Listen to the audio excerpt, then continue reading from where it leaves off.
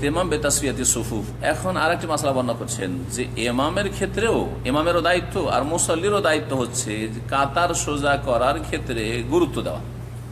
ইমামও দেখবে যে কাতারগুলি সোজা হইল কি হইল না, না টেড়া বাঁকা হয়ে আছে, আর নিজে মুসল্লিও দেখবে যে আমার কাতারটা ঠিক হয়েছে কিনা।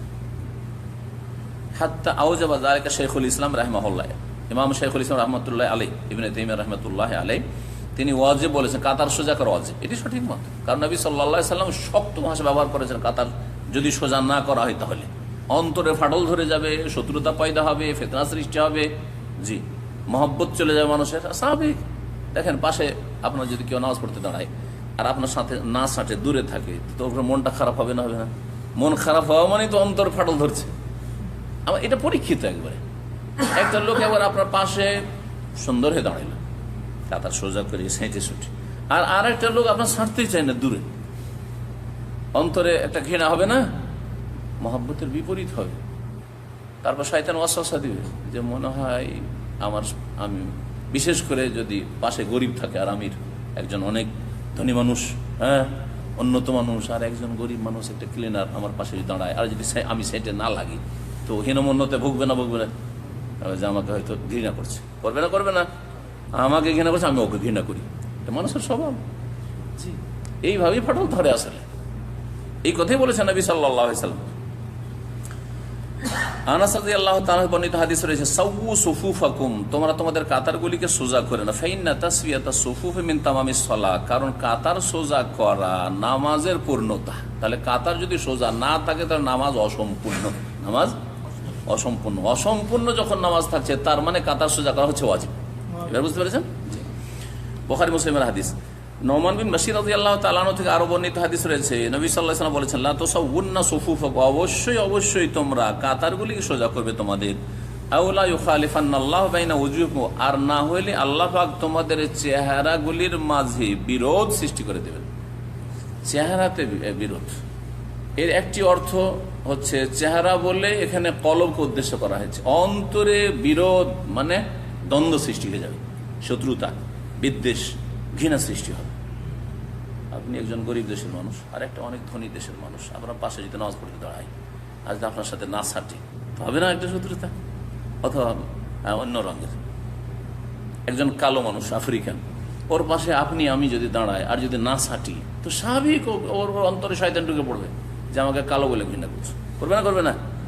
হ্যাঁ, একজন লোক আতর সেন্ট মেরে একবারে দামি দামি কাপড় পরে, একজন সৌদি অথবা একজন কুয়েতি ধনী দেশের, একজন আমেরিকান, একজন ইউরোপিয়ান, আর যদি একটা গরিব বাঙালি পাশে নামাজ পড়ে, অথবা একজন শেখ একটা গরিবের পিছনে একটা পাশে যদি নামাজ পড়ে আর যদি না ছাটে, তাহলে শয়তান সুযোগ নেবে না?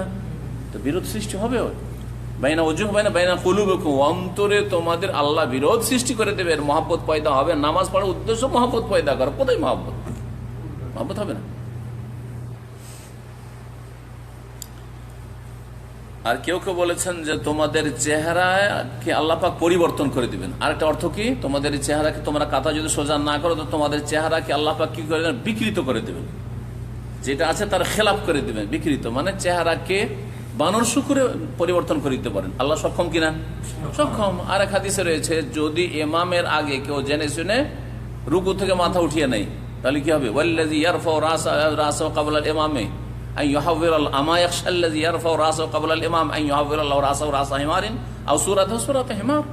ওই ব্যক্তি কি ভয় করে না যে রুকু সিজদা থেকে ইমামের আগেই মাথা উঠিয়ে নেয়? জেনে শুনে তাড়াহুড়া লেগে আছে আপনার, এদিকে ইমাম ওঠে না, আপনি লাফিয়ে উঠে যাচ্ছেন, একটু ভয় লাগে না? নবী সাল্লাল্লাহু আলাইহি ওয়াসাল্লাম বলছেন যে আল্লাহ হতে পারে যে তার চেহারা কি অথবা তার সুরতকে কি করবেন, গাধার চেহারাতে বিকৃত করে দিবেন, সক্ষম।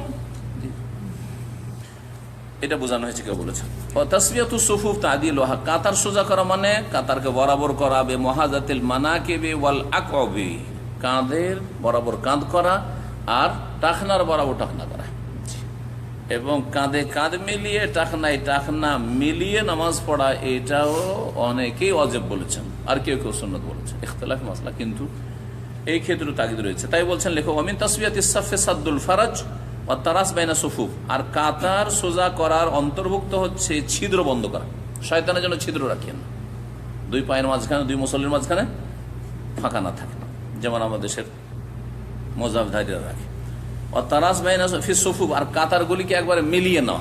তারাস মানে ঢালা সীসা, ঢালাই করা সীসা, মানে গলানো সীসা দিয়ে যেমন প্রাচীর তৈরি করা ওই রকম।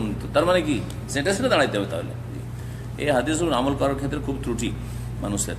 জাবের বিন সামরা রাদিয়াল্লাহু তাআলা আনহু বর্ণিত বলছেন, রাসূলুল্লাহ সাল্লাল্লাহু আলাইহি ওয়াসাল্লাম বেরোলেন আর বললেন, আলা তাসুফুনা কামা তাসুফুল মালায়েকাতু ইনদা রাব্বিহা, তোমরা কি কাতার লাগাতে পারো না যেভাবে ফেরেশতাগণ কাতার লাগান রবের সামনে, আল্লাহর সামনে। যখন ফেরেশতারা দাঁড়ান, মালায়েকা দাঁড়ান, কেমন ভাবে কাতার লাগান? কালু কাইফা তাসুফুল মালায়েকাতু ইনদা রাব্বিহা, সাহাবীরা বলেন, ইয়া রাসূলুল্লাহ, রবের সামনে, আল্লাহর সামনে ফেরেশতারা কিভাবে কাতার লাগান? ফাকাল ইউতিমুনা সাফাল আউয়াল ওয়া তারাসুনা ফিস সাফে, তারা প্রথম কাতার আগে পুরা করেন, প্রথম কাতার পুরা করেন। প্রথম কাতার খালি থাকতে দ্বিতীয় কাতার ফেরেশতারা লাগান না।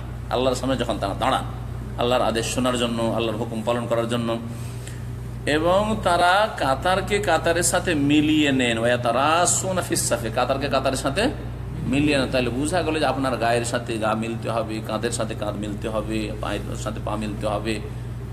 এই বিষয়গুলি আনাস রাদিয়াল্লাহু তাআলা আনহু সহিহ বুখারীতে বর্ণনা করেছেন, সাহাবারা এইভাবে নামাজ পড়তেন। রাওয়াহ মুসলিম। ওয়া ইয়ামিনুস সাফুল আউয়াল, আচ্ছা ডান দিকে দাঁড়ানো উত্তম না বাম দিকে? ডান দিকে দাঁড়ানো উত্তম। ইয়ামিনুস সাফুল আউয়াল আফদাল মিন ইয়াসারি, বাম দিকের তুলনায় ডান দিক উত্তম। ইযা কানা আকরাবু ইলাল ইমাম, সেটা যদি ইমামের কাছাকাছি হয়। কিন্তু যদি দেখা যায় যে বাম দিকের লোক ইমামের কাছে আর ডান দিকের লোক অনেক দূরে, তারপরেও কি উত্তম হবে? না, উত্তম হবে না। বাম দিকে একবারে ইমামের কাছাকাছি, যদিও বাম দিকে, আর ডান দিকের লোক একেবারে এই কিনারায়, তারপর উত্তম হবে? বলছেন না, ওইটা হবে না। যে যত বেশি ইমামের কাছে থাকবে, কারণ ওটাও এর আগে হাদিস পড়লেন যে তোমরা যথাসাধ্য চেষ্টা করে ইমামের কাছাকাছি হওয়া। তবে যারা ওই কিনারে আছে আর এই কিনারে আছে, বামের তুলনায় ডানওয়ালা উত্তম। বা পাশাপাশি আছে, আপনি একটু ডান দিকে ইমামের কাছে আর আরেকজন আছে বাম দিকে ইমামের কাছে, তাহলে ডান দিকওয়ালা বেশি উত্তম। আওতোসাউই তারফান, দুই দিক যদি বরাবর হয়, আর এটাই সুন্নত তরিকা, দুই দিক সমান করে ইমাম মাঝখানে দাঁড়াবে যদি জায়গা থাকে, তাহলে ডান দিক বেশি উত্তম। অসুন্নাত কুরবু সাফিল আউয়াল মিনাল ইমাম, আর সুন্নত হচ্ছে যে প্রথম কাতারটি ইমামের কাছাকাছি হবে, বেশি ফাঁক দেবে না। অকুল্লু সাফিন মিম্মা, প্রত্যেকটি কাতার যেন আগের কাতারের কাছাকাছি থাকে, বেশি ফাঁকা না থাকে। বিহাইসু লা ইয়াফসুল ইল্লা মাহাল্লাস সুজুদ, বেশি জায়গা রাখবেন না, একমাত্র সেজদার জায়গা রাখবেন।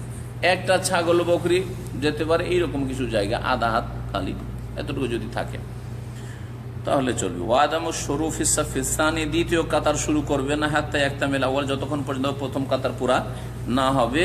কারণ এর আগে দলিলগুলি বর্ণনা করা হয়েছে। এখানে আজকের এই গুরুত্বপূর্ণ আলোচনা শেষ হলো। সাল্লাল্লাহু আলাইহি ওয়া সাল্লাম নবিয়ানা মুহাম্মদ ওয়া আলা আলিহি ওয়া সাহবিহি আজমাইন।